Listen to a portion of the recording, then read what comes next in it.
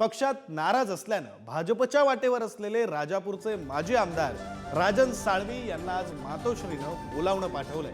पक्षप्रमुख उद्धव ठाकरे यांनी निरोप धाडल्यानं राजन साळवी हे काही वेळात मातोश्रीवर पोहोचणार असल्याची माहिती आहे। साळवी यांनी भाजप प्रवेशाची शक्यता गुरुवारी फेटाळली होती, पण दुसऱ्याच दिवशी योग्य वेळी योग्य निर्णय घेईल असं सांगत पक्ष सोडण्याचेही संकेत दिले होते। त्यानंतर मातोश्रीवरून त्यांना निरोप धाडण्यात आलाय।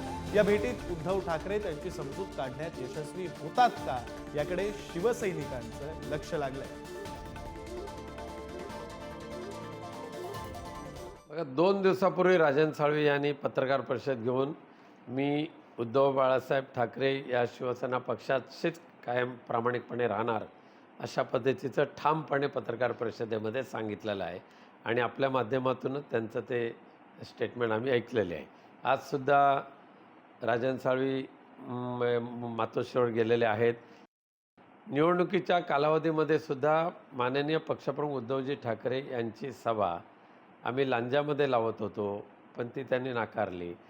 आदित्यजी ठाकरे यांची सभा राजापूरला लावत होतो, ती त्यांनी नाकारली। त्यामुळे वरिष्ठांनी लक्ष दिलं नाही असं ते म्हणूच शकत नाही। उद्धव साहेबांची आणि आदित्यजींची सभाला प्रायोरिटी रत्नागिरीपेक्षा आम्ही राजापूरला देत होतो, पण तरीसुद्धा निवडणुकीच्या कालावधीमध्ये जर वरिष्ठांनी किंवा कोणी लक्ष दिलं नसेल असं त्यांचं जर म्हणणं असेल तर ते कधी माननीय पक्षप्रमुख उद्धव साहेबांना फोन करून बोलू शकत होते। त्यांनी बोलले असते, त्यांनी काय सांगितले असते, कैफियत मांडली असते तर ताबडतोब त्याच वेळेला पक्षप्रमुखांनी त्याची दखल घेतली असती गांभीर्याने।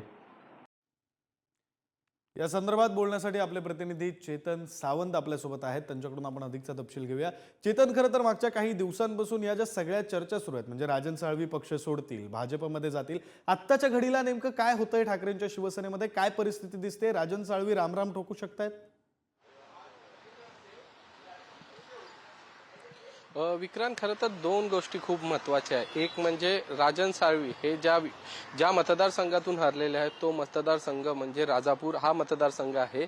या मतदारसंघातून राजन साळवी यांना किरण सामंत यांनी हरवलेला आहे। किरण सामंत यांच्या समोर त्यांचा पराभव झालाय। शिंदेच्या शिवसेनेचे उमेदवार होते किरण सामंत म्हणजेच भैया सामंत, आणि यांच्या समोर राजन साळवी यांचा पराभव झाला आहे। त्यानंतर कुठेतरी निराश आणि नाराज असल्याचं चित्र वारंवार दिसत होतं। राजन साळवी यांना कुठेतरी अंतर्गत काम न केल्याचा फटका बसला असा आरोप राजन साळवी वारंवार करत होते।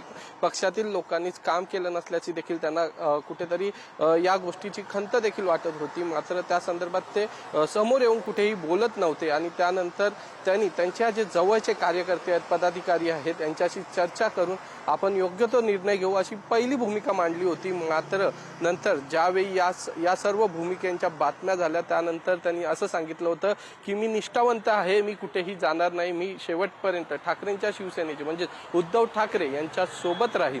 मात्र लगेचच 2 दिवसानंतर म्हणजे कालच त्यांची पुन्हा एक भूमिका आपल्याला पाहायला भेटते आहे की मी माझ्या जे जवळचे कार्यकर्ते आहेत, जे माझ्यासोबत नेहमी कार्यरत आहेत, यांच्याशी मी चर्चा करेन आणि योग्य तो निर्णय घेईन।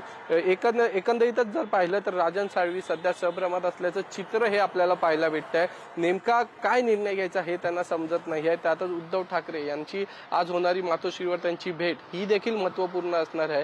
त्यांची असलेली नाराजी आणि उद्धव ठाकरेंची भेट यामध्ये त्यांची नाराजी उद्धव ठाकरे दूर करतात का आणि राजन साळवी हे ठाकरेंच्या शिवसेनेत कायम राहत आहेत की अखेर ठाकरेंच्या शिवसेनेला रामराम करतायत हे पाहणं देखील तितकंच महत्त्वाचं आहे। आणि राजन साळवी हे ज्या मतदारसंघाचे आमदार आहे, या मतदारसंघाचा जर विचार केला तर याच मतदारसंघात नाणार प्रकल्प देखील होता आणि या नाणार प्रकल्पाला ठाकरेंच्या शिवसेनेकडून कडाडून विरोध होता। आणि त्या ज्या पंचक्रोशी आहेत नाणार प्रकल्पाच्या, या पंचक्रोशींनी देखील ठाकरेंच्या शिवसेनेच्या म्हणजे मातोश्रीवर येऊन उद्धव ठाकरेंची भेट घेतली होती, त्यांनी देखील विरोध केला होता राजन साळवी यांच्या उमेदवारीला। मात्र उद्धव ठाकरेंच्या शब्दासाठी त्यांनी देखील राजन साळवी यांना आपण मतदान करू, यांना आपण समर्थन देऊ असं देखील मान्य केलं होतं।